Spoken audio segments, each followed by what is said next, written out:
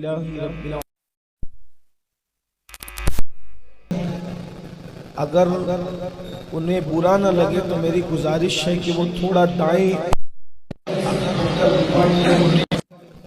تو ذرا اچھا رہے گا، تاکہ جو حاضرین ہیں ان سے مخاطب ہونے میں مجھے آسانی ہو۔ اس کی وجہ سے غائبین کو تو بڑا فائدہ ہوتا ہے، مگر حاضرین تھوڑا بے چین ہو جاتے ہیں، کچھ اس طرف ہو جائیں کچھ اس طرف ہو جائیں، تاکہ مجھے بھی اچھا ہو اور انہیں بھی اچھا ہو۔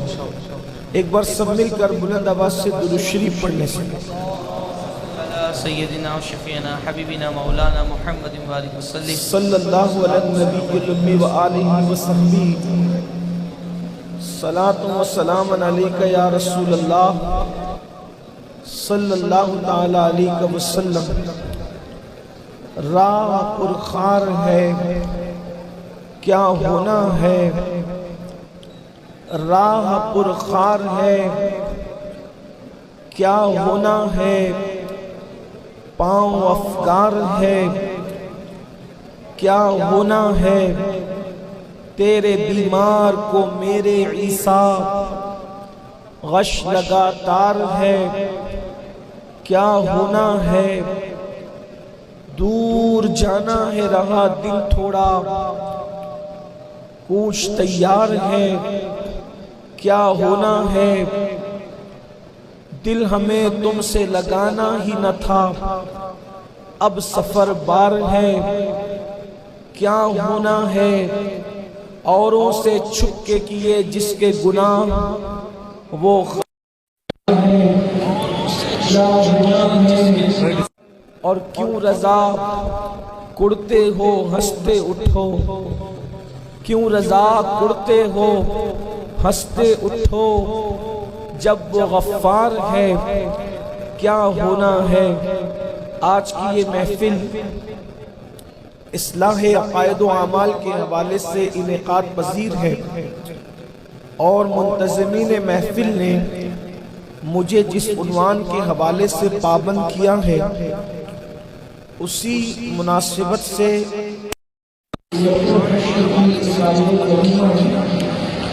کرنے کا شرف حاصل کیا۔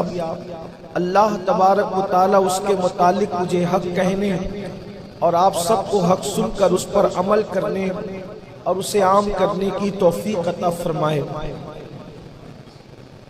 ہم لوگ الحمدللہ مسلمان ہیں، اور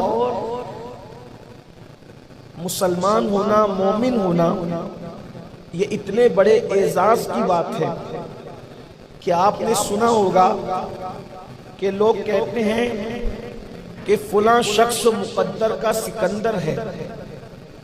آپ نے بار بار گفتگو میں سنا ہوگا کہ فلاں شخص مقدر کا سکندر ہے، مقدر کا سکندر ہے، لیکن میں یہ کہتا ہوں سکندر کیا چیز ہے؟ لوگ سکندر کے مقدر پہ ناز کرتے ہیں، اگر سکندر آج کی تاریخ میں ہوتا تو وہ ہمارے مقدر پہ رشک کرتا۔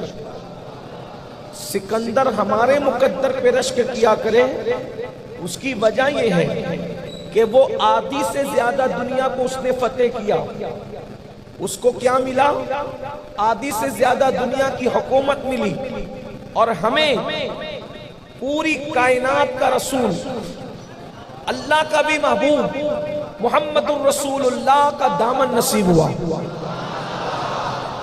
آپ غور کریں، کہاں آدھی دنیا اور کہاں دامن مصطفیٰ صلی اللہ علیہ وآلہ وسلم، اور وہ بھی کس نبی کا دامن جس کے تلووں پر جبریل امین اپنی پیشانی رکھتے ہیں۔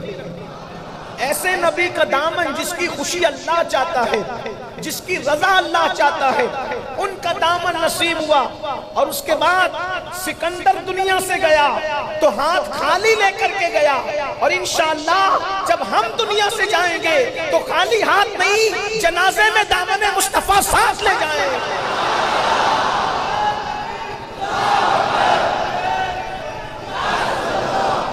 کتنے بڑے نصیب کی بات ہے یہ، کتنے بڑے نصیب کی بات ہے کہ ہمارے ہاتھ میں انشاءاللہ دامن رسول ہوگا، ہمارے ہاتھ میں دامن مصطفیٰ صلی اللہ علیہ وآلہ وسلم ہوگا۔ اللہ اکبر۔ تو ہم مقدر کے سکندر کیا کہلائیں، سکندر ہمارے مقدر پر ناز کیا کریں، لیکن یہ دامن سب کے ہاتھوں میں جنازے میں نہیں ہوگا، جنازے میں یہ دامن سب کے ہاتھوں میں نہیں ہوگا، بڑی معذرت کے ساتھ یہ انہی کے ہاتھوں میں ہوگا جنہوں نے اس دامن کو کچھ سمجھا بھی ہوگا، جنہوں نے اس دامن کی کوئی قدر بھی کی ہوگی، جنہوں نے اس دامن کی کوئی اہمیت بھی جانی ہوگی۔ دراصل بات یہ ہے کہ اللہ رب العزت نے ہمیں مسلمان بنایا۔ مسلمان تو حضرت موسیٰ کے امتی بھی تھے، مسلمان تو حضرت ابراہیم کے امتی بھی تھے، مسلمان تو اور انبیاء کے امتی بھی تھے، لیکن ہمیں مسلمانوں میں وہ مسلمان بنایا کہ کسی کو حضرت موسیٰ کا امتی بنایا، کسی کو خلیل اللہ کا امتی بنایا، کسی کو نجی اللہ کا امتی بنایا، اور الحمدللہ ہمیں اپنے محبوب محمد رسول اللہ کا امتی بنایا۔ جو نبی پر ایمان لایا، جو بندہ جس نبی پر، وہ سب مسلمان ہے، ہر ایمان والے مسلمان تھے، ہر نبی اسلام کی تعلیم لے کر آئے تھے، لیکن ہم مسلمانوں میں وہ مسلمان ہیں کہ جن کو اللہ کے آخری نبی کا دامن نصیب ہوا۔ اب نہ کوئی دین دوسرا آنے والا ہے، نہ کوئی نبی آنے والا ہے، ہمارے نبی آخری نبی ہیں، ہمارے نبی خاتم النبیین ہیں، ہمارے نبی سید العالمین ہیں، لیکن دامن تو اسی کے ہاتھ میں ہوگا، دامن رسول، دامن مصطفیٰ صلی اللہ علیہ وآلہ وسلم، جنہوں نے اس دامن کو کچھ سمجھا ہوگا۔ دراصل مسلمان ہونے کے لیے کچھ عقائد ضروری ہوتے ہیں، کچھ نظریات ضروری ہوتے ہیں، اگر ہم ان نظریات کے پابند ہیں تو ہم مسلمان ہیں، اور اگر اللہ نہ کرے کوئی بندہ بنیادی نظریے کا انکار کرے جسے ضروریات دین کہا جاتا ہے، اگر آپ ضروریات دینیہ میں سے کسی بھی ضرورت کا انکار کر دیں تو پھر آپ چاہے کلمہ پڑھتے رہیں، چاہے نماز پڑھتے رہیں، چاہے عبادت کرتے رہیں، مسلمان نہیں ہو سکتے۔ اللہ اکبر۔ تو ہمارے بنیادی عقائد میں ایک عقیدہ یہ ہے کہ مرنے کے بعد ہمیں پھر اٹھایا جائے گا، یہ ہمارے بنیادی عقائد میں سے ہے۔ قرآن مقدس میں تقریباً 70% آیات اسی پر بیان کرتی ہے، اسی پر گفتگو کرتی ہے، آخرت، مرنے کے بعد اٹھنا۔ انسان، اے انسان، تیری زندگی کے 4 مراحل ہیں، انسان سفر میں ہے، اور ہماری زندگی کے 4 مراحل ہیں۔ پہلا مرحلہ عالم ارواح سے ہم نے سفر شروع کیا، صوفیہ کے نزدیک تو اور پہلے ہیں، لیکن چونکہ یہ ایک جلسہ ہے، اجتماع ہے، اور یہاں سننے والوں میں صوفیہ نہیں بلکہ عوام بھائی ہیں، اس لیے میں آسان گفتگو جہاں تک آپ کا دماغ جا سکتا ہے کہ ہم عالم ارواح سے سفر شروع کرتے ہیں، اور پہلا سفر ہمارا عالم ارواح سے باپ کی پیٹھ تک آتا ہے، ہمارا سفر وہاں سے وہاں تک گیا، پھر ہم باپ کی پیٹھ سے ماں کے پیٹ تک، یہ دوسرا سفر ہمارا رہا۔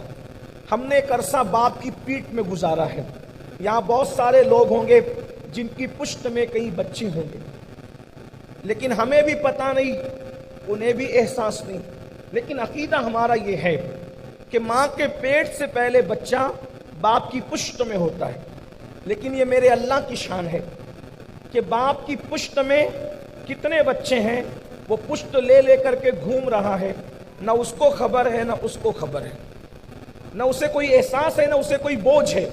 یہ اللہ کی شان ہے، یہ اللہ تبارک و تعالیٰ کی قدرت ہے، یہ اس کا اظہار اپنے وقت پر ہوگا۔ تو باپ کی پشت کا تک سفر دوسرا، اور باپ کی پشت سے ماں کے پیٹ تک یہ تیسرا سفر، اور ارواح سے لے کر باپ کی پشت 1، باپ کی پشت سے لے کے ماں کے شکم تک 2، اور ماں کے شکم سے لے کر دنیا تک 3۔ اب دنیا میں آ گئے، اور اس کے بعد ہماری زندگی کا چوتھا اور آخری سفر ہے، پھر اس کے بعد وہ سفر ختم ہوگا اور ہماری منزل ہوگی، اور وہ چوتھا سفر کہاں ہوگا؟ وہ ہے قبر کا پیٹ، عالم برزخ جس کو کہتے ہیں۔ ارواح سے پشت، پشت سے شکم، شکم سے دنیا، اور دنیا سے اب قبر۔ ہم 3 جگہ جہاں رہے، ارواح میں، پشت میں، پیٹ میں، اس کا تعلق اعمال سے نہیں تھا، اس لیے ہم وہاں پرسکون رہے اور اتنے سکون سے زندگی گزری کہ ہمیں خود کو پتا نہیں کہ وہ زندگی گزر کیسے گئی۔ لیکن اب آنے والی جو منزل ہے، جہاں رہنا ہے، آخری منزل، بظاہر آخری منزل، لیکن وہ منزل نہیں ہے، وہ بھی سفر کا ایک حصہ ہے۔ منزل تو آخرت میں ہے، یا تو جنت ہے کسی کے لیے جو بڑا خوش نصیب ہے، یا تو جہنم ہے کسی کے لیے جو بڑا بد نصیب ہے۔ بس منزل 2 ہی ہے، کوئی جنت میں جائے گا، کوئی جہنم میں جائے گا۔ لیکن سفر کا چوتھا جو حصہ ہے، یا سفر کی جو چوتھی قیامگاہ ہے، اسے قبر کہتے ہیں۔ 3 مقام پر جو ہم رہے، اس میں عمل کا کوئی دخل نہیں تھا، باپ کی پیٹھ میں عمل کا کوئی دخل نہیں تھا، ماں کے شکم میں عمل کا کوئی دخل نہیں تھا، عالم ارواح میں عمل کا کوئی دخل نہیں تھا۔ لیکن قبر میں سکون کا معاملہ عمل پر ہے، قبر میں اطمینان کا معاملہ عمل پر ہے۔ اگر اعمال اچھے ہیں تو انسان وہاں سکون سے سوئے گا، اور اعمال نہیں اچھے ہیں تو پھر اس کی قبر جہنم کے گڑھوں میں سے ایک گڑھا ہوگی۔ اور یہ ہمارا بنیادی عقیدہ ہے۔ قرآن کہتا ہے یؤمنون بالغیب، غیب پر ایمان لاؤ، یعنی جو تمہیں نظر نہیں آتا اور اس کی خبر جو دی گئی ہے، غیب کی خبر جو تمہیں دی گئی ہے، تمہیں اس پر ایمان لانا ضروری ہے۔ تو انہی غیوب کے اندر ایک غیب کی خبر یہ بھی ہے، یا تو کسی کی قبر جنت کے باغوں میں سے باغ ہے، یا تو کسی کی قبر جنت کے باغوں میں سے باغ ہے، یا تو کسی کی قبر جہنم کے گڑھوں میں سے گڑھا ہے۔ بظاہر قبر جو ہے وہ 2 گز زمین ہے دیکھنے میں بظاہر، مگر حقیقت میں زبان رسالت کہہ رہی ہے، جس نبی نے فرمایا اللہ ایک ہے، ہم نے بغیر شک کے مانا۔ جس نبی نے کہا قرآن اللہ کی کتاب ہے، ہم نے بغیر شک کے مانا۔ جب نبی رحمت نے فرمایا اسلام اللہ کا دین ہے، ہم نے بغیر شک کے مانا، بغیر کسی تردد کے مانا۔ لیکن اللہ اکبر، اب وہی رسول فرما رہے ہیں، وہی صادق و مصدوق فرما رہے ہیں، یہ 2 گز زمین تو دیکھنے میں ہے، حقیقت میں اگر تم سچے ہو، اگر تمہارا دامن پاک ہے، اگر تم نیک ہو، اگر تم پرہیزگار ہو، اگر تم نمازی ہو، اگر تم متقی ہو، اگر تم اللہ والے ہو، تو وہ 2 گز زمین نہیں بلکہ جنت کے باغوں میں سے باغ ہے۔ اور اتنی کشادہ ہے وہ قبر کہ اللہ اکبر، مشرق و مغرب اس میں سما جائیں، اتنی کشادہ ہے مومن کی قبر، حد نگاہ تک کشادہ ہے۔ اور اس کے اندر نہریں بھی بہ رہی ہے، اس کے اندر جنت کے درخت بھی لگے ہوئے ہیں، اس کے اندر جنت کا بستر بھی لگا ہوا ہے، اس کے اندر ایک مومن کو غذا بھی مل رہی ہے، رزق بھی مل رہا ہے، روزے بھی مل رہی ہے۔ بظاہر تو دیکھنے میں وہ اتنی چھوٹی سی ہے، اس کا مطلب یہ ہے کہ زیر زمین کروڑوں جنتیں بسی ہوئی ہیں۔ مومن کی قبور کروڑوں کی تعداد میں ہے، تو زمین کے اندر یہ کروڑوں جنتیں بسی ہوئی ہے۔ اور خدا کی قسم یہ جنت کیوں نہ ہو، مومن کی قبر جنت کیوں نہ ہو؟ جب ماں کے قدم کے نیچے جنت ہے تو رسول اللہ جس قبر میں قدم رکھتے ہیں، پھر وہ قبر جنت کے باغوں میں سے باغ کیوں نہ ہو جائے؟ اللہ کے رسول صلی اللہ علیہ وآلہ وسلم جس قبر میں قدم رکھتے، خوش ہو کر، راضی ہو کر، اور اپنے کرم سے میرے امام فرماتے ہیں قبر میں لہرائیں گے تا حشر چشمے نور کے، قبر میں لہرائیں گے تا حشر چشمے نور کے، جلوہ فرما ہوگی جب طلعت رسول اللہ کی۔ یہی تو فرق ہے سورج اور چراغ میں اور چہرے مصطفیٰ میں۔ اگر سورج آ جائے تو روشنی ہوتی ہے، چلا جائے تو روشنی ختم ہوتی ہے، چراغ آ جائے تو روشنی ہوتی ہے، چلا جائے تو روشنی ختم ہوتی ہے، مگر چہرے مصطفیٰ کی روشنی وہ ہے ایک مرتبہ آ کر چلے جائے تو جانے سے روشنی ختم نہیں ہوتی بلکہ روشنی باقی رہتی۔ نعرہ تکبیر، نعرہ رسالت، سنی دعوت اسلامی۔ اگر آج یہ دنیا میں روشنی اور رونقیں ہیں، یہ چہرہ مصطفیٰ کا اجالا ہے۔ حضرت علامہ عبد الرحمن جامی کہتے ہیں جہاں روشن از، جہاں روشن از جمال محمد، جہاں روشن است از جمال محمد، دلم زندہ شد از وصال محمد. اور کہتے ہیں خوشا مسجد، خوشا مدرسہ مسجد و خانقاہیں، خوشا مدرسہ مسجد و خانقاہیں کہ درب بود قیل و قال محمد. بصدق و صفا گشت بیچارہ جامی، بصدق و صفا گشت بیچارہ جامی، غلامان آل محمد، غلامان آل محمد. تو حضور علیہ الصلوۃ والتسلیم جب قبر میں تشریف لائیں تو ان کے چہرے سے قیامت تک قبر میں روشنی اور اجالا ہوگا. لیکن یہ نصیب کس کو ہوگا؟ جس نے حضور علیہ الصلوۃ والتسلیم کو راضی کیا ہو. ورنہ کچھ لوگ تو ایسے ہیں کہ جن کو دیدار بھی نصیب نہیں ہو. کچھ لوگ تو ایسے ہیں جن کو دیدار بھی نصیب نہیں ہوگا. اللہ اکبر. وجہ اس لیے کہ انہوں نے کام ہی کچھ ایسے کیے ہیں.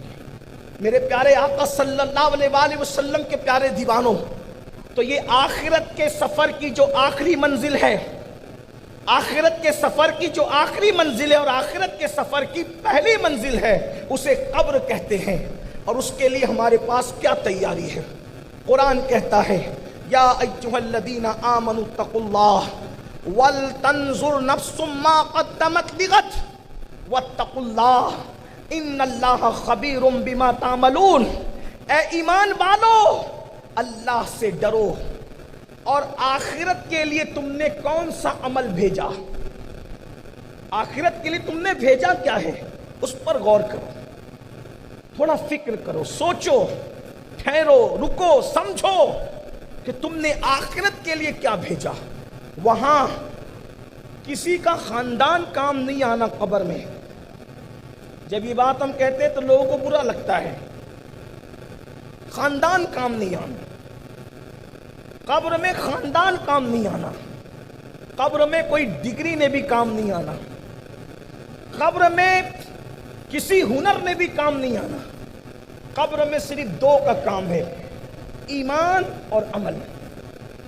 اگر ایمان سلامت لے گئے تو پھر کامیابی ہے، اور اگر ایمان سلامت نہیں لے گئے تو پھر ہڈیوں نے بھی پگھلنا ہے.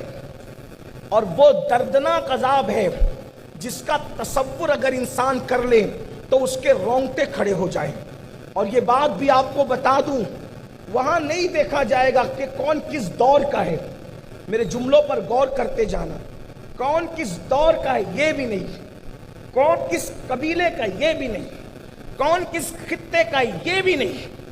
اگر اللہ عذاب دینے پر آئے، میں حقائق کی دنیا میں بات کرنے لگا ہوں، اگر اللہ عذاب دینے پر آئے تو پھر وہ حرم میں دفن ہونے والوں کو بھی عذاب دیتا ہے، کیونکہ وہ اللہ ہے. یہ جو ہم نے بہت ساری باتیں اپنی طبیعت سے کہنا شروع کیا ہے، تو یاد رکھیں کہ یہ شاعری کی کائنات اور ہے اور حدیث کی کائنات اور ہے. یہ جو ہم بالکل سکون سے سو رہے ہیں نا کہ نوجوان زنا بھی کر رہے ہیں، پھر بھی ان کو ٹینشن نہیں ہے، کیونکہ ان کو پتہ ہے کہ وہ زنا کر کے بھی جنت میں جائیں گے، کیونکہ ان کو سبق پڑھایا گیا ہے کہ تم مسلمان ہو، تم نے تو جنت میں جانا ہے، کچھ بھی کرو. یہ جو سود کے دھندے ہو رہے ہیں، جس سود کے متعلق قرآن میں اللہ نے فرمایا کہ سود کھانے والے اور سود کا دھندا کرنے والوں کے لیے اللہ رسول ان کے ساتھ جنگ کا اعلان کرتے ہیں. اللہ جس کے ساتھ جنگ کا اعلان کرے پھر وہ بھی جنت میں جا رہا ہے. میں سمجھ نہیں پا رہا ہوں کہ فکر کیا ہے. دیکھیے جو فضائل حرم کے ہیں میں اس کا انکاری نہیں، جو نسبت کی برکتیں میں اس کا بھی انکاری نہیں، جو صحبت کی برکتیں میں اس کا بھی انکاری نہیں. میرے جملوں پہ توجہ دی جائے کہ اگر اللہ عذاب دینا چاہیں، اگر وہ دینا چاہیں تو پھر وہ زمین حرم میں دفن ہونے والوں کو بھی عذاب دیتا ہے اور دے سکتا ہے، کیونکہ وہ بے نیاز ہے. اتنا سمجھ لیں، اگر وہ نبیوں کی اولاد کو بھی عذاب دینا چاہیں، نبیوں کی اولاد کو، تو پھر وہ نبیوں کی اولاد کو بھی عذاب دیتا ہے. یہ آپ کو اور ہمیں یاد رکھنا چاہیے آخرت کے وقت میں، ورنہ قرآن اٹھا کر کے دیکھیں جن کی شکلیں خدا نے سور اور بندر کی طرح کر دی تھی، وہ کون لوگ تھے؟ کیا وہ پٹھان اور مغل لوگ تھے؟ وہ سب نبیوں کی اولاد تھے، نبیوں کی اولاد، جن کی شکلیں اللہ نے سور اور بندر کی طرح کی۔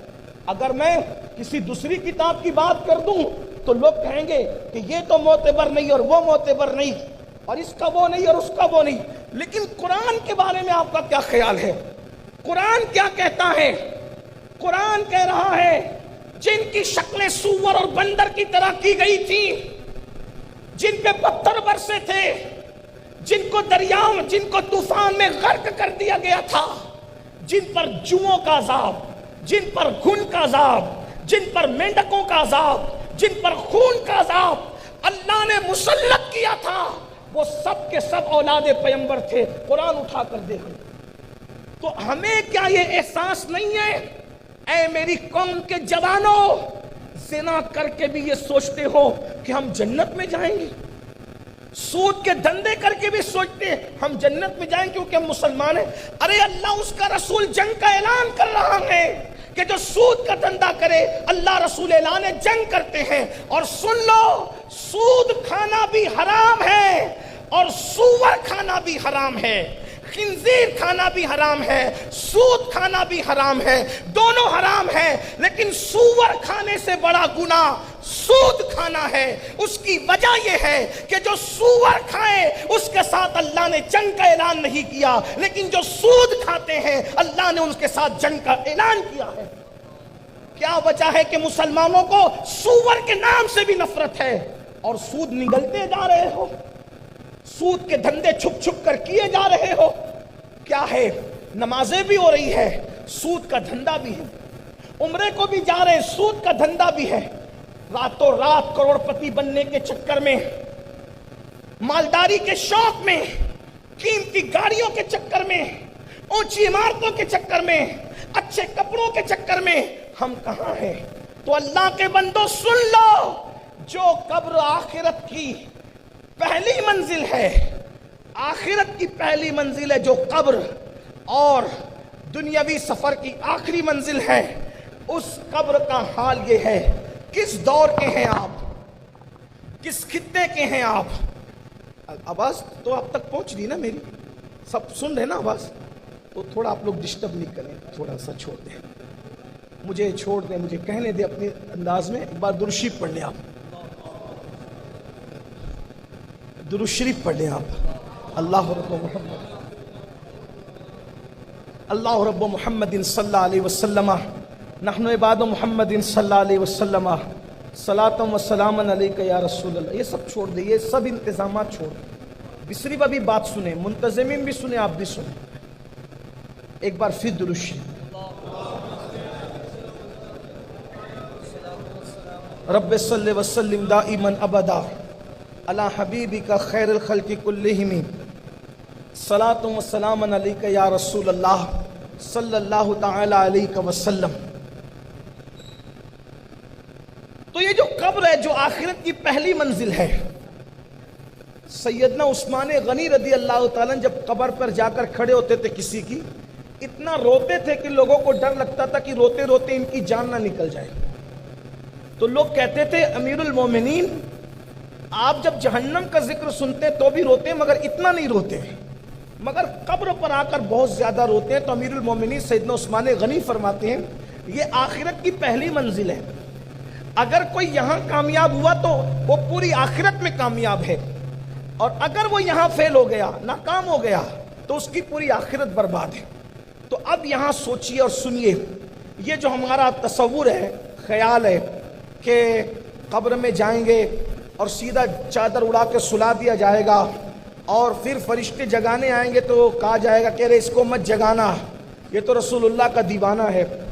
اس کے بارے میں کہا جائے گا میرے بھائی، جس نے پوری زندگی کبھی فجر میں مسجد کا سیڑھی بھی نہیں دیکھی، آپ تھوڑا احساس کریں حقائق کی دنیا کی طرف، یہ اس کو مت جگانا قبر میں، اس کی تو ابھی آنکھ لگ گئی ہے، وہ جعفر طیار کے لیے بھائی، وہ سیدنا جعفر طیار کے لیے، کہ فرشتوں کو حکم ہو رہا ہے اس کو جگانا مت، یہ عشق میں اس کی آنکھ لگ گئی.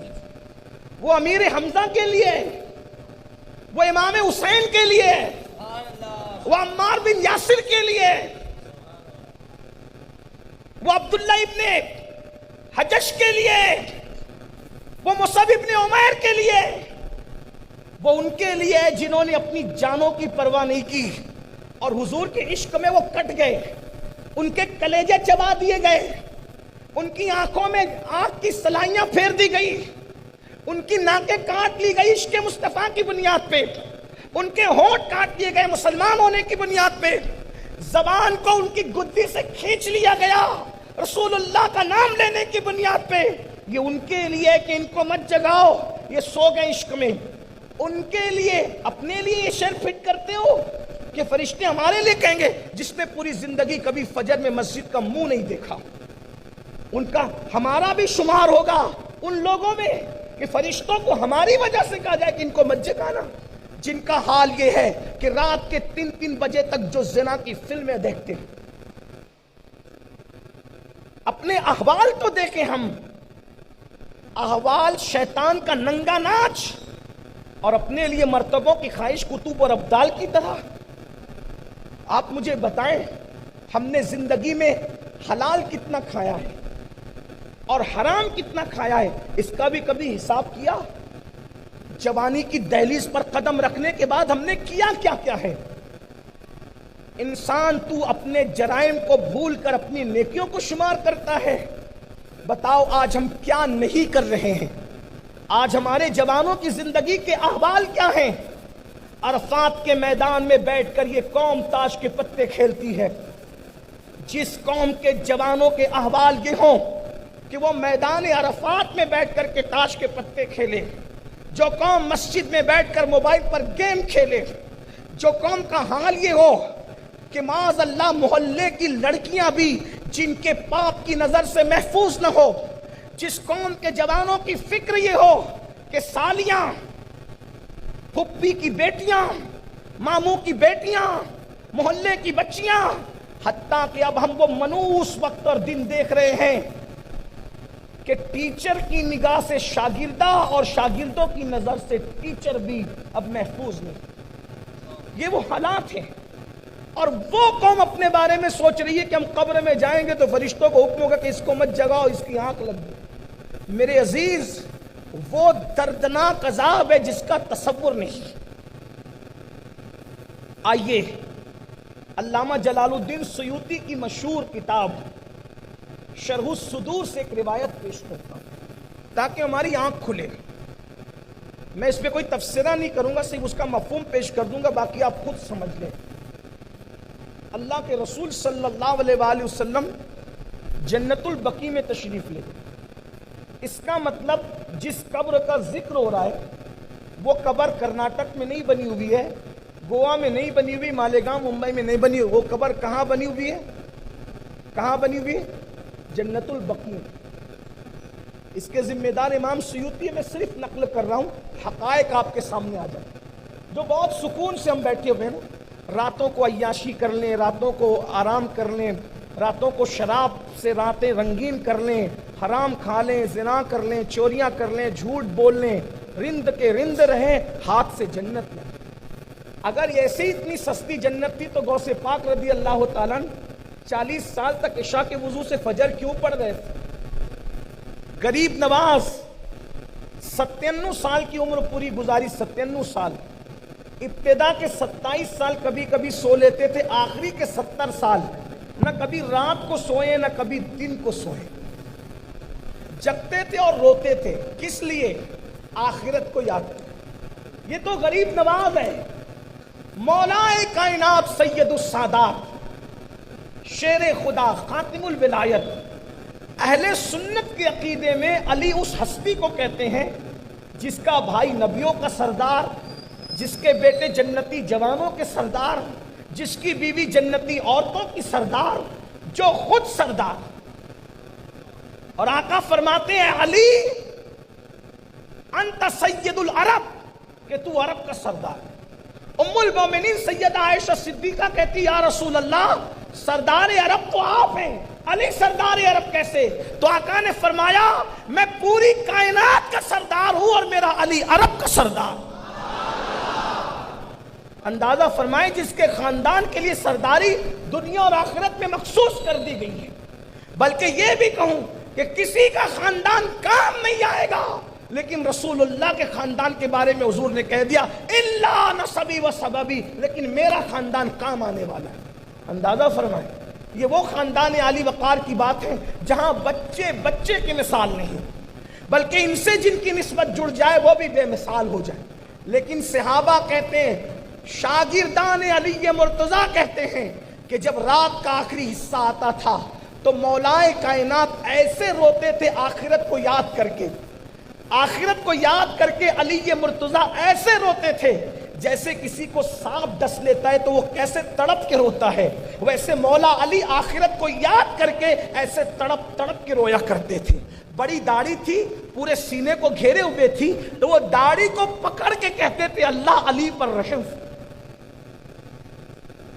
جس کا چہرہ دیکھنا عبادت ہے وہ آخرت کو یاد کر کے یوں آنسو بہائیں، اور ہمارے جوان سارے جرائم کر کے مولانا ہم جنت میں نہیں جائیں گے تو کون جائے؟ اور پتہ نہیں کسی واہیات قوال کا شعر یاد کر لیا ہے اور بک بک کرتے رہتے ہیں کہ اگر ہم جنت میں نہیں جائیں گے تو اللہ تیری جنت ویران نظر آئے۔ کسی جاہل اور واہیات قوال کے قول پر بھی عقیدے بنتے ہیں؟ ارے عقیدہ تو کسی عالم کے قول پہ بھی نہیں بن سکتا۔ عقیدے کے لیے تو قرآن و سنت کا ہونا ضروری ہے۔ عقیدتیں کسی کے بھی قول پہ قائم ہو سکتے ہیں، عقائد قرآن و سنت کے مطابق بنتے ہیں۔ اگر ہم جنت میں نہ جائیں گے تو اللہ تیری جنت ویران نظر ہے۔ آج بھی میرے اللہ کی جنت ویران نہیں ہے، آج بھی ویران نہیں ہے۔ جس کی جنت تمہارے پہنچنے سے پہلے آباد ہو، اور یہ بھی کہہ دو سن لو، اگر کسی کا عقیدہ یہ ہے کہ جنت ویران ہوگی خدا کی، ارے جب انسان پیدا بھی نہیں ہوا تھا تب بھی اللہ کی جنت ویران نہیں تھی، نہ کبھی ویران تھی، نہ ہے، اور نہ کبھی ویران رہے گی۔ اللہ کی جنت تو ہمیشہ آباد۔ آپ نے جنت کو اپنے محلے پہ قیاس کر رکھا ہے؟ ہرگز نہیں۔ حقائق کی دنیا میں آؤ، شاعری کی دنیا سے نکل کر حقائق کی دنیا میں اللہ کے رسول جنت البقیع تشریف۔ امام سیوطی شرح الصدور، الفاظ آگے پیچھے ہو سکتے ہیں لیکن مفہوم یہی ہے، جو مفہوم بھی صرف اس لیے اپنے الفاظ کے جامع میں پیش کر رہا ہوں تاکہ بچوں کو بھی بات سمجھ میں آئے، سب کو سمجھ میں جائے۔ آقا علیہ السلام گئے جنت البقیع میں، جو صحابہ حضور کے ساتھ تھے حضور نے ان کو کہا کک، اس طرح کک کک، وہ گھبرا گئے، وہ گھبرا گئے۔ انہوں نے کہا حضور میں، تو نہیں، یہ جو قبر میں سو رہا ہے نا، یہ اس کو حضور اس کو کیا ہو گیا؟ اب توجہ کرنا، حضور اس کو کیا ہو گیا؟ آقا فرماتے ہیں اس کو زکوٰۃ کی وصولی کے لیے بھیجا تھا، یعنی حضور نے بھیجا تھا، اس کو زکوٰۃ کی وصولی کے لیے بھیجا تھا، تو اس میں سے ایک زرہ اس لوہے کی ہوتی تھی، جنگ کے موقع پہ پہنتے تھے، ایک زرہ اس نے میری اجازت کے بغیر رکھ لیا، یعنی مسلمانوں کے مال میں اس نے خیانت کی۔ کیا؟ وصولی کے لیے جو بھیجا گیا تھا، زرہ حضور کی اجازت کے بغیر رکھ لیا۔ فرماتے میں دیکھ رہا ہوں اب اس زرہ کو آگ بنا کر اس کو پہنا دیا گیا ہے، اس زرہ کو آگ کی شکل دے دی گئی ہے، اور آگ کی شکل دے کر کہاں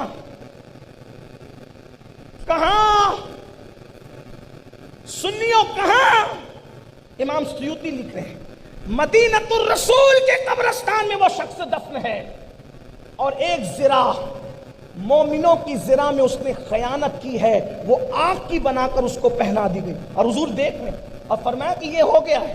لیکن اس کے بعد یہ ہمیں نہیں ملا کہ حضور علیہ السلام نے اللہ کی بارگاہ میں یہ عرض کیا ہو کہ اللہ یہ زرہ اتار لیجیے، اس لیے کہ وہ رسول رحمت بھی ہے اور رسول غیرت بھی ہے۔ کیا ہمیں یہ نہیں پتا ایک جنازہ آتا ہے اور وہ رکھا جاتا ہے، اور اللہ کے رسول کے صحابہ کہتے ہیں حضور یہ جنازہ پڑھائیں، آقا جنازہ پڑھانے کے لیے آگے بڑھتے ہیں، پھر پیچھے ہٹتے ہیں، میں نہیں پڑھاؤں گا یہ جنازہ، تم میں سے کوئی پڑھا دے۔ عرض کی حضور آپ کیوں نہیں پڑھائیں گے، کیا یہ منافق تھا؟ فرمایا نہیں، اس پہ قرضہ باقی ہے، اس نے قرضہ لیا تھا اور ادا نہیں کیا تھا، تو جس کے اوپر قرضہ موجود ہو، قرضے کا بوجھ موجود ہو، میں اس کا جنازہ نہیں پڑھاؤں گا۔ کون کہہ رہا ہے؟ اللہ کے رسول علیہ السلام۔ اپنے آپ میں سوچو، ہم نے اپنی خواہشات کتنی بڑھا لیے، اپنے خرچے کتنے بڑھا لیے، اور یہ خرچے بڑھانے کی بنیاد پر لوگ قرض پہ قرض لے رہے ہیں۔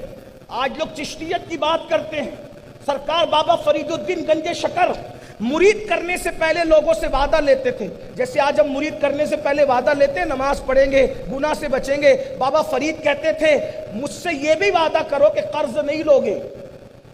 چشتیت میں داخلے سے پہلے بابا فرید مرید کرتے وقت کہتے تھے وعدہ کرو کہ قرض نہیں لیں گے۔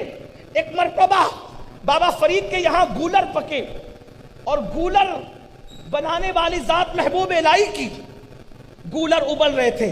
آج تو اعلیٰ سے اعلیٰ کھانا چاہیے، چاہے سود کے حرام کا ہو، زبان کو اچھا لگنا چاہیے، کسی کا حق دبا کر ملے مگر زبان کو اچھا لگنا چاہیے۔ اور زبان کے غلاموں اور نفس کے غلاموں، اللہ کے بندے کب بنو گے؟ یہ ہے اللہ کے بندے جن کے لیے کہا گیا جب وہ قبر میں جائیں گے تو کہا جائے گا اس کو مت جگانا، آنکھ لگ گئی۔ یہ وہ لوگ ہیں۔ بابا فرید کی خانقاہ میں گولر پکے۔ آج گولر کون کھاتا ہے؟ نہ میں نہ آپ۔ چلیں اللہ سے دعا کریں اللہ ان کے صدقے کبھی وہ دن لائے بھی نہ، اچھا ہی کھائیں آپ، لیکن حلال کھائیں۔ حلال کھاؤ۔ حلال کہاں ہے؟ حلال کہاں ہے؟ بابا صاحب رحمت اللہ علیہ کیا گولر پکے، گولر آگے کھا لیا۔ کھانے کے بعد کہا کھانا کس نے بنایا تھا؟ بابا فرید کہہ رہے ہیں ہم تو صرف نام کے چشتی قادری نقشبندی سہروردی رہ گئے، ٹوپیاں پہننے کے لیے بس، اور کبھی کبھی سال میں ایک بار عرس منانے کے لیے، یا ان کا نام کا نعرہ لگانے کے لیے، پھر ان کے نام پہ جھگڑا کرنے کے۔ یہ حال ہے۔ اصل چشتیت جس دن پتہ چلے گی اس دن سے سارا کرپشن ختم ہو۔ اصل قادریت جس دن پتہ چلے گی اس دن سنیوں کی مسجدیں ویران نہیں ہوگی۔ اصل نقشبندیت جس دن پتہ چلے گی اس دن سینوں میں بغض نہیں ہوں گے۔ اصل سہروردیت جس دن پتہ چلے گی اس دن انشاءاللہ تبارک و تعالی کوئی کسی کی آبرو پہ ہاتھ نہیں ڈالے گا۔ ہم نے تو سب بلا دیا۔ بابا فرید سرکار، بابا فرید کیا ہے؟ فرید ملت و دین۔ ابھی میرے خیال سے صرف 2 دن کے بعد میرے سرکار بابا فرید کا عرس آنے والا ہے۔ بابا فرید وہ ہیں کہ چشتیت اگر دنیا میں جگمگا رہی ہے تو اس میں چشتی بزرگوں میں ہندوستان میں غریب نواز کے بعد سب سے بڑی اگر کسی کی محنت ہے تو سرکار بابا فرید الدین گنج شکر کی۔ وہ فرد فرید ہے، ولایت کی کائنات میں بے مثال ہے میرے بابا گنج شکر، فرید الدین گنج شکر، فرید ملت و دین، جس کو شہباز اولیاء سرکار غریب نواز نے فرمایا۔ جب سرکار فرید الدین گنج شکر گولر کھاتے ہیں، کھانے کے بعد نماز پڑھتے ہیں، کہتے ہیں کھانا کس نے بنایا؟ نماز میں مزہ نہیں آیا۔ اس کا مطلب کھانا بنانے والا بھی بدلتا ہے تو نماز کا مزہ بدلتا ہے، اور ہمیں تو کبھی نماز کا مزہ آتا ہی نہیں، کیونکہ ایسی ہوٹلوں میں جا کے کھاتے ہیں نہ جہاں ذبیحے کا پتہ ہے، نہ پکانے والے کا پتہ ہے، نہ کھلانے والے کا پتہ، بس کھانا چاہیے۔ اس پیٹ کو قبر کی مٹی کے سوا کوئی نہیں بھر سکتا۔ پیٹ کے پجاری نہ بنو، اللہ کے بندے بنو۔ ہم نے کہاں اپنی زندگی کو برباد کیا۔ دین کی طرف آؤ، دین کا کتنا حصہ زندگی میں باقی ہے سوچو، اور مرنے کے بعد کوئی ٹائٹل کام نہیں آئے گا، یہ دین کام آئے گا قبروں میں، صرف دین۔ یا دین کام آئے گا یا دینداروں کی سچی نسبت کام آئے گا۔ بابا فرید نے فرمایا کھانا کس نے بنایا؟ نماز میں مزہ نہیں آیا۔ اس کا مطلب نماز میں بھی مزہ آتا ہے؟ میں کہا ہاں آتا ہے، نماز میں اتنا مزہ آتا ہے جتنا کھانے میں نہیں آتا۔ اسی لیے جن کو نماز کا مزہ مل جاتا ہے وہ پوری رات نمازوں میں گزار دیتے۔ وہ کھانے کے بغیر تو رہ سکتے ہیں، نماز کے بغیر نہیں رہ سکتے، کیونکہ نماز کا بھی کوئی مزہ ہے، لیکن ہمیں پتہ ہی نہیں کہ نماز کا مزہ کیا۔ نماز کا مزہ یہ ہے، یہ کان نکا ترا کی قید بھی اڑ جاتی ہے، یہ کان نکا کے پردے بھی کبھی کبھی اڑ جاتے ہیں، اور دل تو پھر یار کو دیکھ لیتا ہے۔ یہ حال ہوتا ہے۔ بابا فرید نے فرمایا کھانا کس نے بنایا تھا؟ حضور کھانا تو آپ کے چہیتے اور لاڈلے محمد احمد بدایونی یعنی نظام الدین اولیاء نے بنایا. پھر پانی کہاں سے آیا تھا؟ پانی غلط آیا تھا. پانی بھی وہیں سے آیا تھا جہاں آیا تھا. لکڑیاں کہاں سے آئی تھی؟ وہیں سے آتی ہے سرکار جہاں سے آئی تھی. چولہا کس نے جلایا تھا؟ اسی نے جو جلاتا ہے. پھر گڑبڑ کہاں ہوئی؟ کیونکہ میری نماز کا مزہ نہیں آیا مطلب کھانے میں گڑبڑ ہے. بلاؤ سب کو. چولہا جلانے والا حاضر ہوا, پانی لانے والا حاضر ہوا, کھانا پکانے والے حاضر ہوئے, کولر لانے والے حاضر ہوئے, سب حاضر ہوئے. بتاؤ کیا غلطی کی کھانے میں؟ مجھے نماز میں مزہ نہیں آیا, تمہاری غلطی تھی. محبوب الہی نے کہا سرکار معاف کر دے, مجھ سے ہوئی. کیا؟ میں تو میرے سرکار محبوب الہی کے لیے غلطی کا لفظ بھی استعمال نہیں کر سکتا, اسی لیے کہہ رہا ہوں کہ مجھ سے ہوئی. وہ کوئی غلطی بھی نہیں تھی, اس لیے کہ میرے نبی کے اس شہزادے کا حال یہ تھا کہ اللہ نے ان لوگوں کو محفوظ کیا تھا. ہم ان لوگوں کے لیے بہت حساس ہے, ہم ان کے لیے کوئی غلطی خطا کی باتیں نہیں کرتے, نہ انہیں معصوم مانتے ہیں اور نہ انہیں خاطی اور غلطی کرنے والا مانتے ہیں. ہم ان بزرگوں کو محفوظ مانتے ہیں. اللہ جسے چاہے محفوظ کرے. سرکار نظام ملت والدین نے کہا حضور مجھ سے ہوا جو ہوا. کیا ہوا؟ کیا ہوا؟ عرض کیا سرکار خانقاہ میں نمک ختم ہو گیا تھا. توجہ ہے آپ کی. خانقاہ میں نمک ختم ہو گیا تھا اور نمک ختم ہونے کی وجہ سے میں نے نمک کو بطور قرض مانگ کر لایا. تو یہ قرضے کا نمک آپ کے کھانے میں ہمیں ڈالنا پڑا. اس بنیاد پر شاید نماز میں مزہ نہیں آیا. بابا صاحب نے فرمایا آج کے بعد خانقاہ میں کچھ بھی ختم ہو جاؤ, اس چیز کے ملاوٹ کے بغیر کھانا بنانا, مگر قرض لے کر میرے کھانے میں کچھ ملایا نہ کرنا. دیکھو شرعاً قرض لینا جائز ہے, میں حرام ناجائز کی بات نہیں کر رہا ہوں. لوگ اس کو ٹرن دیتے ہیں, لیکن یہ بات یاد رکھنا کسی چیز کا جائز ہونا الگ بات ہے اور تقوی کی بنیاد پر اس چیز کا ترک کر دینا الگ بات ہے.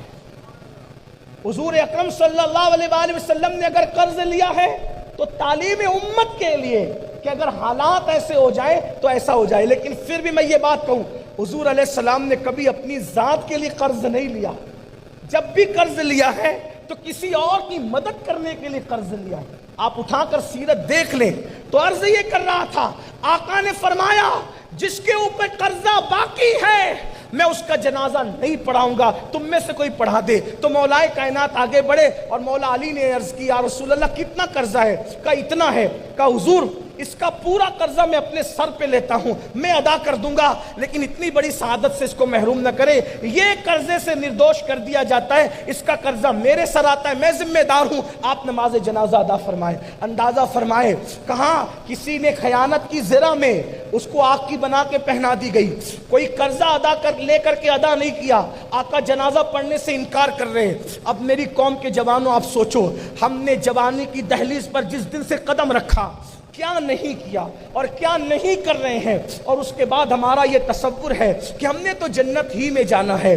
فلمیں ہماری نظروں سے گزر رہی ہے, سیریلیں ہماری نظروں سے گزر رہی ہے, نشہ ہم کر رہے ہیں, ہمارے جوانوں میں نشہ ہے. اللہ اکبر. اسی طریقے سے حرام کا لقمہ ہماری اپنی زندگیوں کے اندر ہے. وہ کون سا گناہ اور جرم ہے جو ہماری زندگیوں کے اندر نہیں؟ آؤ ایک دور وہ بھی تھا, جوان کیسے ہوتے تھے, اور انہی جوانوں کے لیے کہا گیا کہ اس کو سونے دو, ابھی جگاؤ نہیں. یہ کون لوگ تھے, کیسے لوگ تھے؟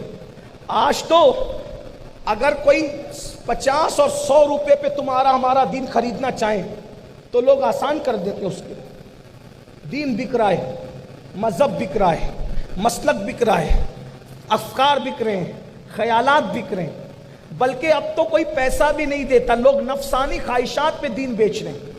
کسی نے گانوں کی دہلیز پہ دین بیچا, کسی نے سیریلوں کے ڈائلاگ پر دین بیچا, کسی نے ہنسی مذاق کے سیریلوں پہ دین بیچا. کتنا قیمتی دین تھا, کہاں فروخت کر دیا. دیکھو وہ کیسے جوان تھے. اور آج یہ دنیا میں جو مسلمانوں کو کھیل بنایا جا رہا ہے, تماشا بنایا جا رہا ہے, وجہ صرف یہ جانتے کہ یہ جوان بگڑ گئے, انہیں دین سے تعلق ہی کیا رہ گیا. مسلمان کہلاتے ہیں لیکن دین کہاں ہے, زندگیوں میں دین کہاں ہے. جو صرف 2 رکعت نماز کا مسلمان ہو اور گوشت انڈا مچھلی اور نان ویج کا مسلمان ہو, وہ کیسا مسلمان؟ ستاروں کے آگے جہاں اور بھی ہے, ابھی عشق کے امتحان اور بھی ہیں, تو شاہی ہے پرواز ہے کام تیرا، تیرے سامنے آسماں اور بھی. کیسے تھے جوان؟ ایک جوان ہے، بلکہ رومیو سے جنگ ہوتی ہے. سنے اور جوانوں کی زندگی دی. رومیو سے جنگ ہوتی. رومی کا مطلب آج کے دور میں سمجھانے کے لیے ترکیوں سے، ترکوں سے جنگ ہو. اس دور کے ترک جو تھے وہ عیسائی تھے. ترکیوں سے جنگ ہوتی. اس جنگ کے درمیان مسلمانوں کا حال یہ ہوتا ہے، اس جنگ کے درمیان مسلمانوں کا حال یہ ہوتا ہے کہ چند مجاہدوں کو عیسائی سپاہ پکڑ کر قیدی بنا لیتی، اور قیدی بنانے کے بعد ان کو صف میں کھڑا کرتے ہیں، اور کھڑا کرنے کے بعد پوچھتے ہیں بادشاہ سے، اپنے بادشاہ سے، کہ بتاؤ ان کے بارے میں آپ کا کیا حکم ہے. وہ متعصب عیسائی بادشاہ کہتا ہے کہ یہ جتنے جوان ہیں ان سب کے سب کی گردنیں اڑا دو، سب کو قتل کر دو. اب توجہ کرنا، اگر بہنیں بھی یہاں موجود ہیں ان کی بھی توجہ، آپ کی بھی توجہ. ہم لوگ جتنی محبت اپنی نوکری سے کرتے ہیں آج، اتنی محبت بھی آج میری قوم کے دل میں اپنے دین اور مذہب کی نہیں ہے. جملے برے لگے تو معاف کر دینا، میں آپ کو کوئی کوسنے نہیں آیا، صرف اپنے آپ کو بھی اور آپ کو بھی آئینہ دکھانے آیا.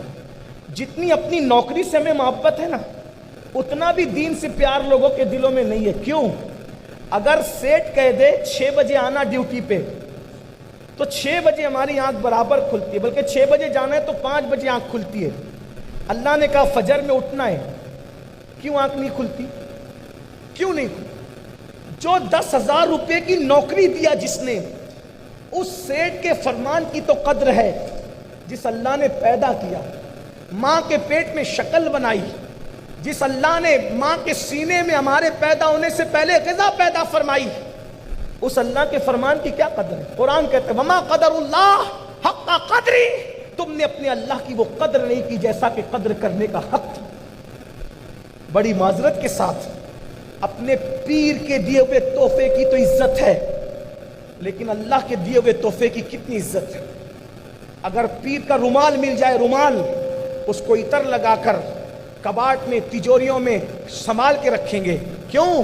بولے اس کو قبر میں لے جائیں گے کفن میں. میں کوئی اس پہ اعتراض نہیں کرتا، میں تو اس کو بزرگوں کی سنت مانتا ہوں، لیکن صرف دکھ مجھے یہ ہے، آپ کے پیر کا تبرک اچھی چیز ہے.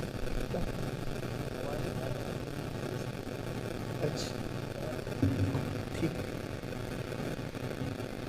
اگر یہ سارے کام پہلے ہونا اچھا، جب ذکر رسول ہو تو پھر ذکر رسول ہو، پھر آواز آئے بھی تو ٹھیک، نہیں بھی آئے تو ٹھیک. اس لیے کہ جب یار میں گم ہو جائے تو پھر مائک میں گم ہونے کی ضرورت نہیں رہتی.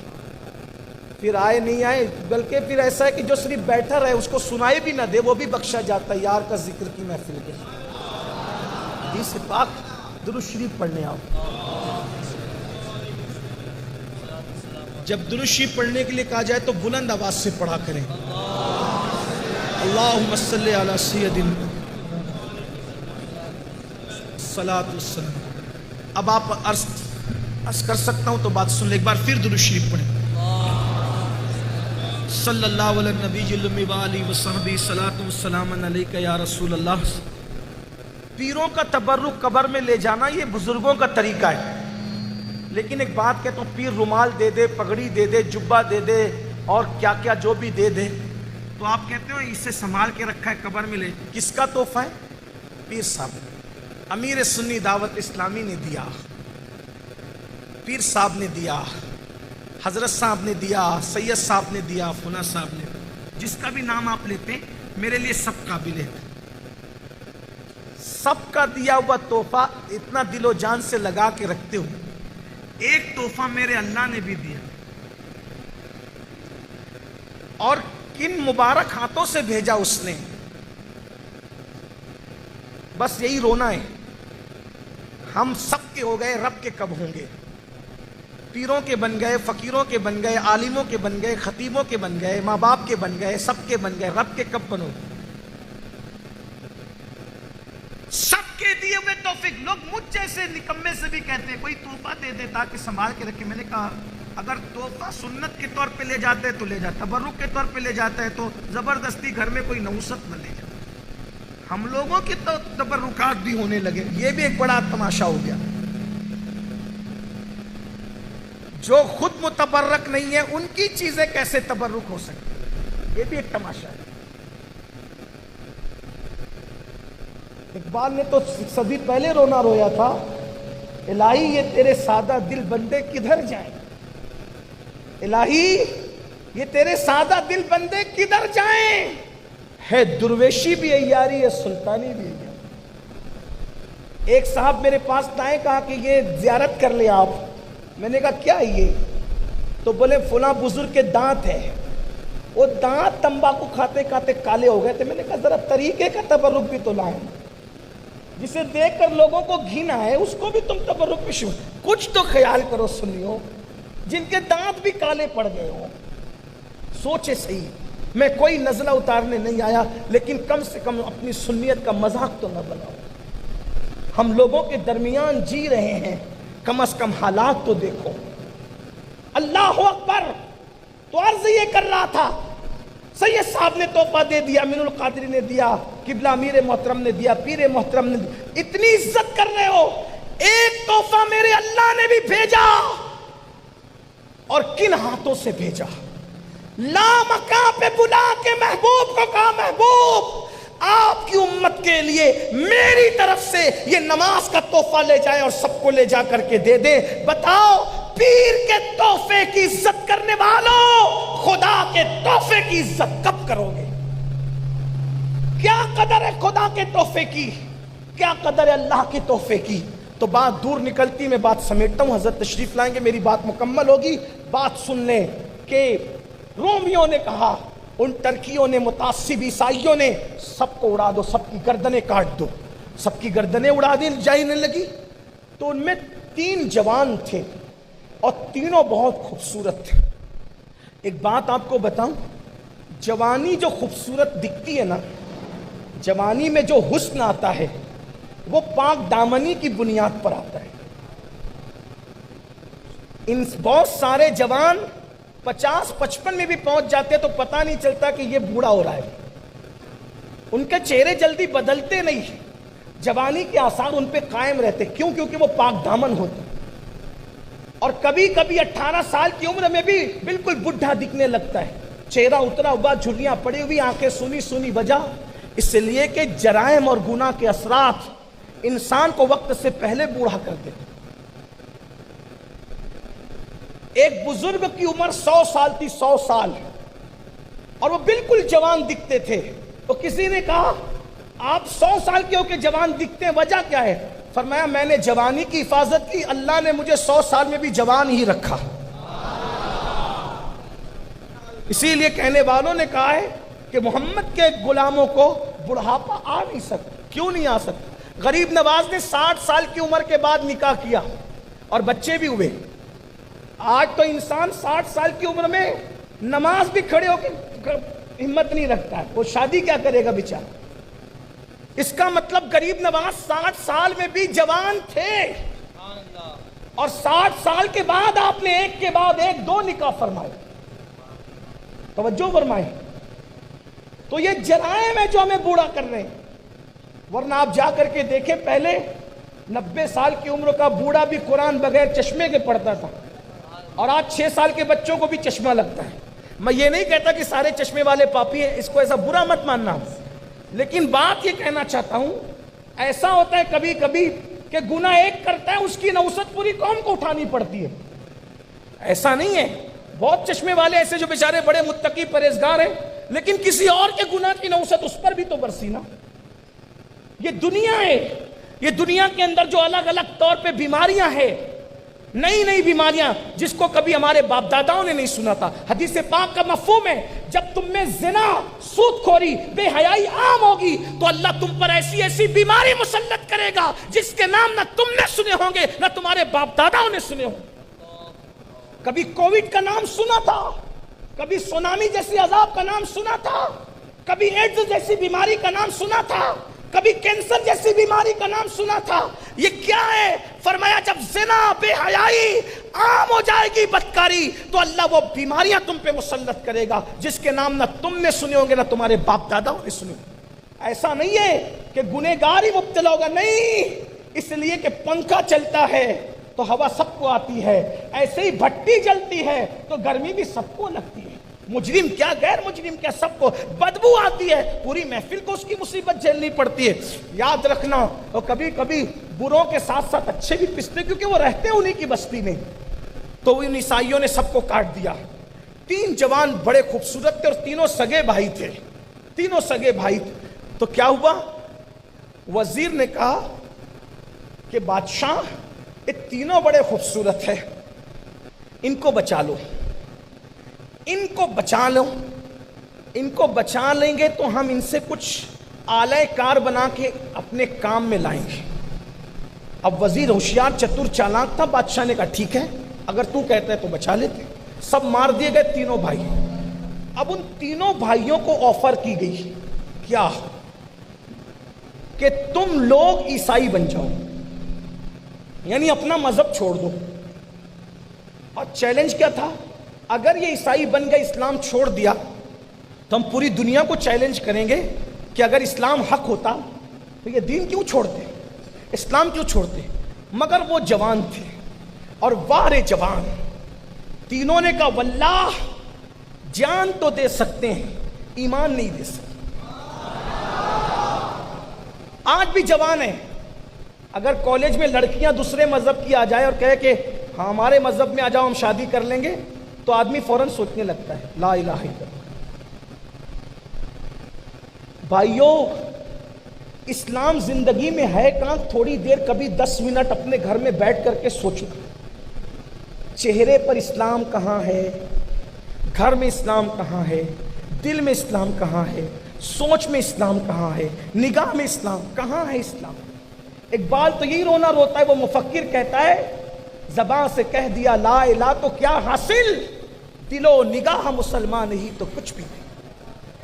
بتاؤ دل کون سا مسلمان ہے، نگاہ کون سی مسلمان ہے، سوچ کون سی مسلمان ہے؟ ارے جس کا دل مسلمان ہوگا وہ بھی کسی کو زنا دیکھے گا۔ سیدنا سلمان فارسی رضی اللہ تعالیٰ عنہ فرماتے ہیں مجھے 3 مرتبہ مر کر کے اٹھایا جانا تو گوارا ہے، لیکن 1 مرتبہ کسی کا سطر دیکھنا مجھے گوارا نہیں۔ مجھے 3 بار مارا جائے میں یہ دکھ تو اٹھا سکتا ہوں، مگر کسی کا سطر دیکھنے کا عذاب میں نہیں اٹھا سکتا۔ اتنا عذاب ہے کسی کا سطر، اور آج ہمارا جوان زنا دیکھ رہا ہے۔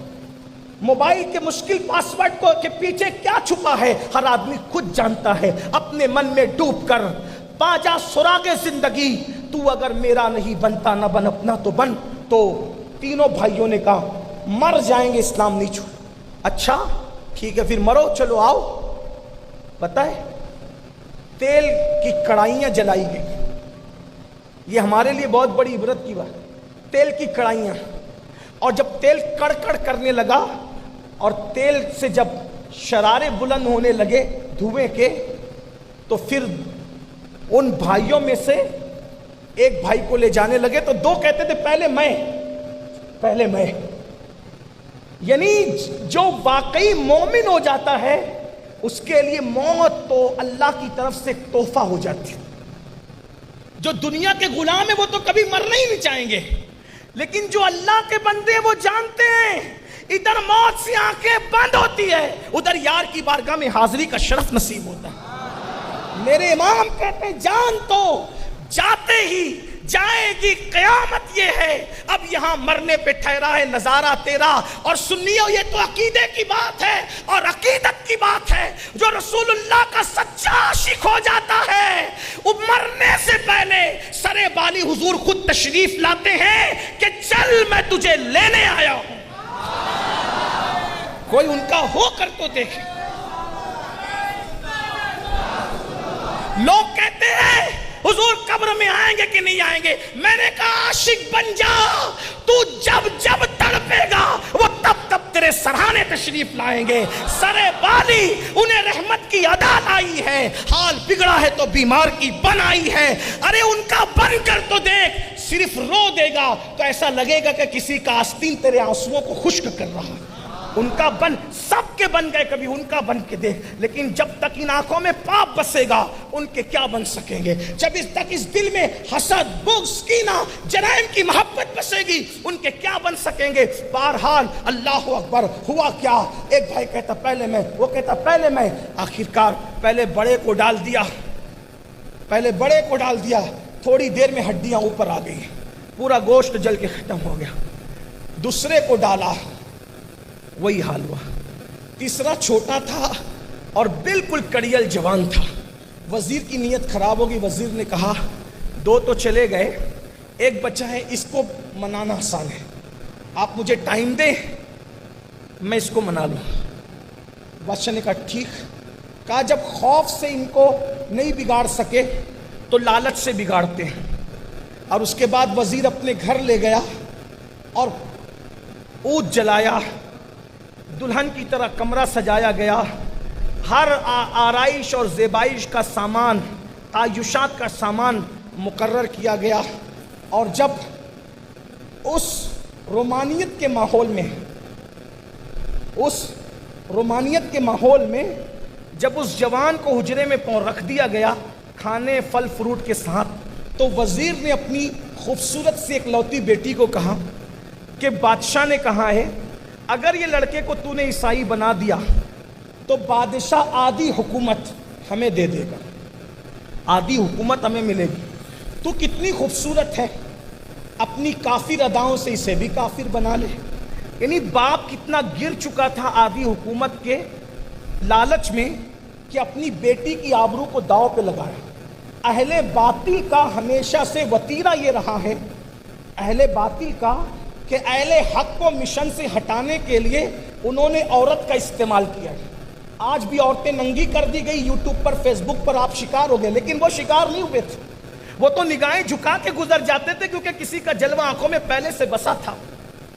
تو اس جوان کو تو نے کافر بنانا. اقبال کہتے ہیں متاع دین و دانش لٹ گئی اللہ والوں کی, متاع دین و دانش لٹ گئی اللہ والوں کی. یہ کس کافر ادا کا غمزہ خوریز ہے ساقی. اس لڑکی سے کہا اپنے حسن کی رعنائیوں سے اس لڑکے کا ایمان چھین لے. اس نے گردن کو جھرجھری دی. چالاک باپ کی مکار بیٹی نے کہا کہ یہ تو میرے بائیں ہاتھ کا کھیل ہے بابا, ابھی جاتی ہوں. مرد تو مرد ہی ہوتا ہے, جوان تو جوان ہی ہوتا ہے. وطن سے دور اور پھر ایمان چھیننا کوئی مشکل کام نہیں.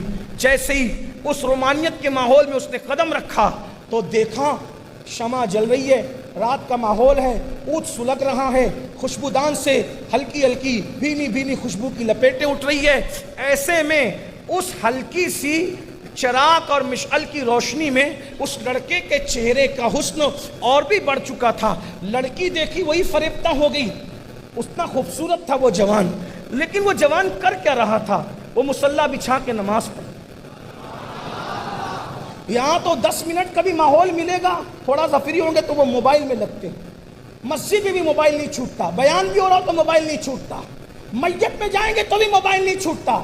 وہاں تھوڑا سا وقت بھی ملتا تھا, یا تو درود پڑھنے لگتے تھے, یا تو تلاوت کرنے لگتے تھے, یا تو نماز پڑھنے لگتے تھے. اور پھر وہ جوان اس رومانیت کے ماحول میں بھی اس کا شکار نہیں ہوا, کیونکہ دل جن کے مسلمان اور مومن ہو جاتے ہیں ماحول ان پر اثر انداز نہیں ہوتا, وہ ماحول کو اپنے سانچے میں ڈھالتے ہیں. ہوا کیا؟ نماز پر نماز, نماز پر نماز, نماز پر ادھر سلام پھرتا, پھر کھڑا ہوتا, پھر کھڑا ہوتا, پھر سلام پھرتا, پھر کھڑا ہوتا. پوری رات گزر گئی, اس لڑکی کی طرف دیکھا بھی نہیں, تکا بھی نہیں. کوئی کون تھا تیسرا؟ کوئی نہیں تھا. روکنے والا کون تھا؟ کوئی نہیں تھا. ساری آسائش, ساری زیبائش موجود تھی. مگر یاد رکھنا دشمن بھی راحت قدموں میں اس لیے لا کے ڈالتا ہے, جب کوئی سچا دیندار ہو جائے تو دنیا کنیز بن کر قدموں میں آتی ہے. مگر آج کا مسلمان جو بھکاری بن گیا ہے دنیا کے چکر میں, دنیا کی محبت میں, اللہ والے بنو, دنیا پیچھے پیچھے کنیز بن کر نہ آئے تو پھر کہنا اللہ اکبر. اس جوان نے اس کی طرف تکا بھی نہیں. لڑکی صبح نکلی منہ اتار کر. باپ نے کہا کیا ہوا؟ کہا شاید آج رات اس کی کوئی عبادت کی رات تھی, اس نے تو میری طرف دیکھا بھی نہیں, عبادت ہی کرتا رہا. لیکن اس کو نہیں پتا تھا جو مومن ہوتا ہے صرف شب برات, شب معراج اور شب قدر, اس کے لیے عبادت کی راتیں نہیں ہوتی. مومنوں کے لیے تو ہر رات شب برات ہے. اور ایک بات کہوں, جو مومن اپنی ہر رات کو شب برات کر لے گا, توجہ, جو مومن اپنی ہر رات کو شب برات کر لے گا, اللہ اس کے ہر دن کو عید خود بخود بنا دے گا. اگر اپنے ہر دن کو عید کی خوشیاں چاہتے ہو تو راتوں کو شب برات بنا لو, خدا تمہارے دن کو عیدوں میں تبدیل فرما دے گا. آج ہر دن غم اس لیے ہے, آج ہر دن اداسی اس لیے ہے, آج ہر دن جو ہے وہ معاذ اللہ دکھ اور تکالیف اس لیے ہے کہ آج ہم نے اپنی راتوں کو عیسائی, یہودی اور مشرکین کی راتوں کی طرح راتیں بنا لی. شب برات کو کبھی رات کو بنا کے دیکھو. ارے نہیں شب برات بنا سکتے, کم از کم عشاء کے وضو سے